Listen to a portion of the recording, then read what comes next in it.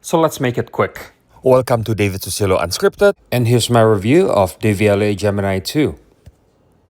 About 12 years ago, I was introduced to this company named Devialet. It's a French company that makes audiophile class wireless speakers.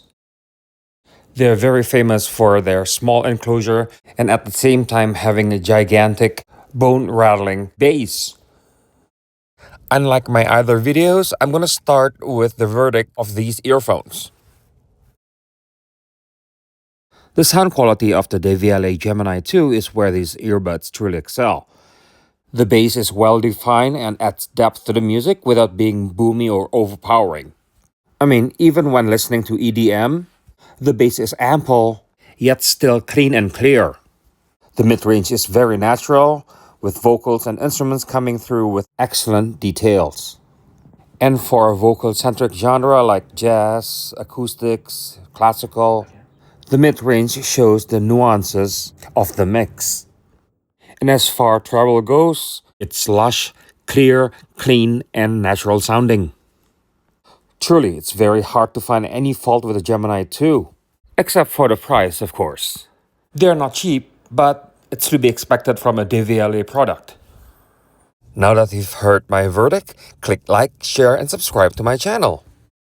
Going back to the unboxing of these earphones, they remind me of the look of Devialet Phantom speakers.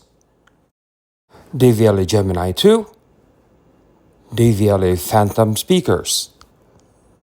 That aside, everything about these earphones screams luxury. Not to the point of B&O $5,000 earbuds, but the Devialet Gemini 2 is also not $5,000. The fit in my ears is impeccable.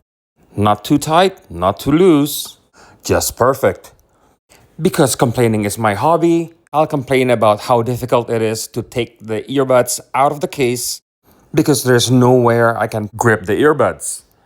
Charging is by using the included USB-C cable, and of course my friend instructions manual is included. The free downloadable app is also included.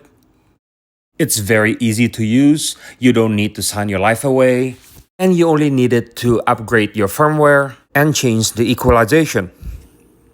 The weird thing, however, the lowest equalization frequency is only 80 Hz.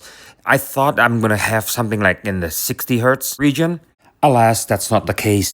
Quite honestly, that's simply nitpicking because most music don't have anything below 80 Hz anyway. And now that we have reached the end of the video, please share your thoughts in the comments down below.